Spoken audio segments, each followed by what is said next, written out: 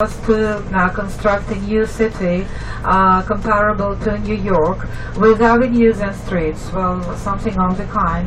So the idea was really wild. He wanted to demolish, well, the whole city, leaving out the Kremlin only.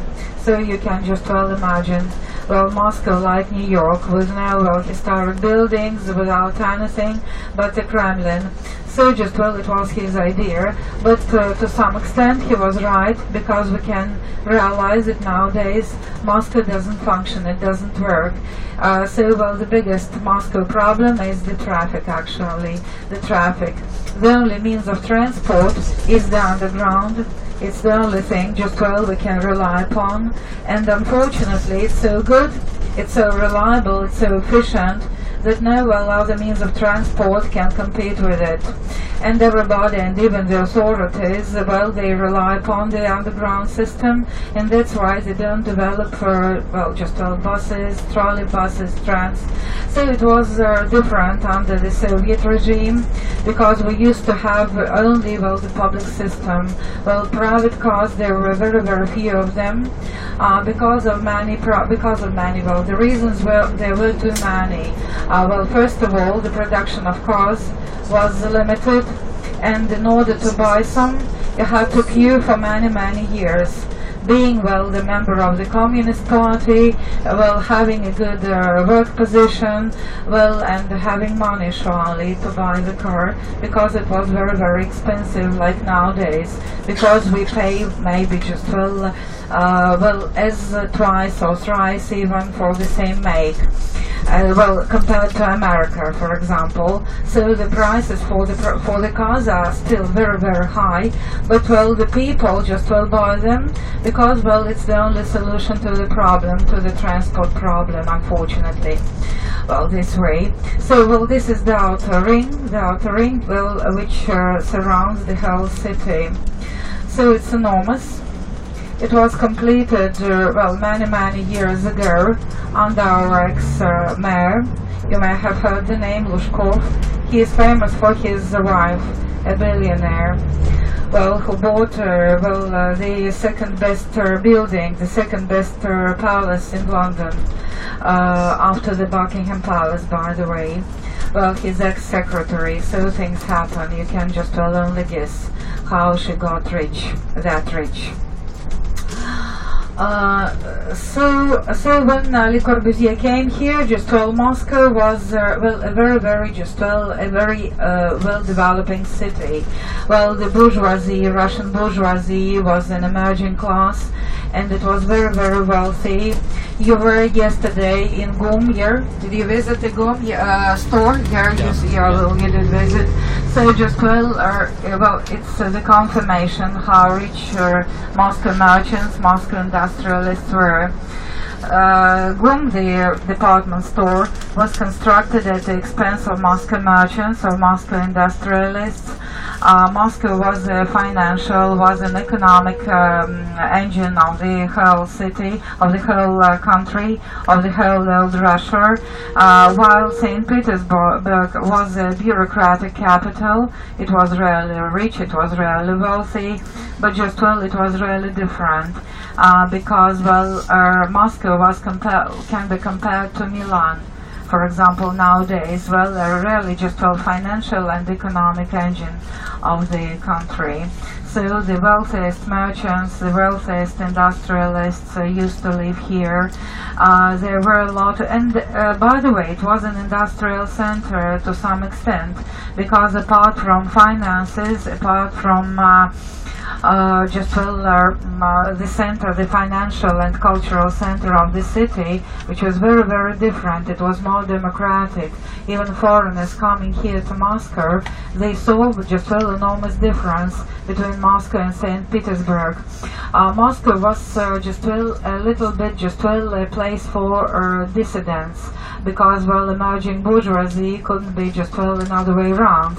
Surely they supported revolutionary movements because, well, they wanted to just, well, to organize, not to organize, well, a coup d'etat. They wanted changes, political changes, because, well, they had their finances, but they didn't have any power, because, well, the state system was very, very much autocratic.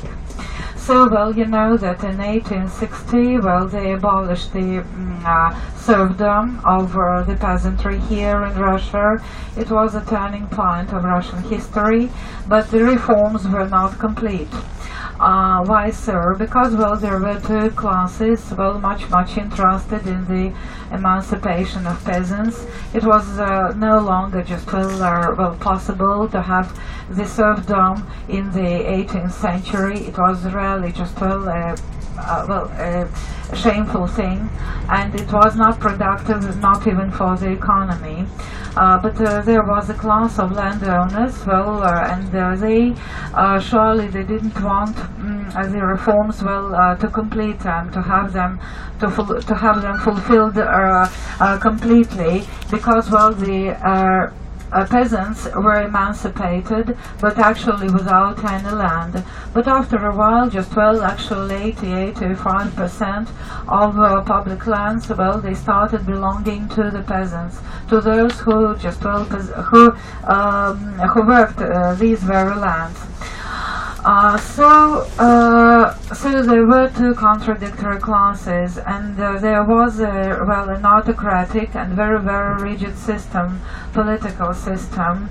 As you know, well, we used to have just, well, the royal dynasty, but it wasn't like in Great Britain, for example. So it wasn't, well, some limited autocracy. It was a full-scale autocracy without any breaks, actually. Surely there was just, well, Alexander II, so, well, the Tsar, who made so many reforms. He was assassinated by a revolutionary group, the People's Will. You may have heard about it. They were a little bit intransigent, all those liberals and all those democratic groups and just, well, revolutionary groups. Surely they couldn't come to terms with the Tsardom. Well, there was Stolypin, provincial governor to whom fell the duty to conduct the reforms in Russia, but unfortunately he was assassinated in Kiev shortly, just, well, before the revolution. So it was an unhappy event. It was a terroristic act, and the history took another direction, not the direction just, well, this revolutionary group wanted. Actually, well, the revolutionaries were mostly the people from national minorities. There were a lot of Jews among the revolutionaries because, well, they were oppressed under the Tsardom, and besides there were a lot of the people from the upper classes and from the upper middle classes. It's very, very difficult to explain, really, but well, you have heard the term intelligentsia, yeah? Well, without just, well, any doubt, you have heard it. So, well, actually, just, well, we can't translate this word not into, just, well, into another language, not even into English. Well, I can explain it to you. Actually, intelligentsia, just, well, can't be, well, translated like intellectuals. More than that, they were the people who were so much concerned about the peasantry, and the general accepted the sentiment of guilt of the peasantry was a characteristic of this very class, of this very social strata, because not every intellectual, not every member of the upper class or upper middle class belonged to this very group of intelligentsia, not at all. Well, they were more conscientious, more just, well, conscientious people.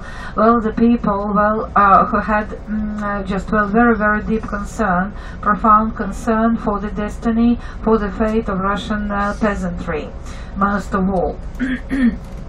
So they organized a lot of revolutionary groups, and they were actually extremists because they saw in the bomb throwing, they saw in assassinating high functionaries, even just the members of the royal family, as a positive and a constructive act.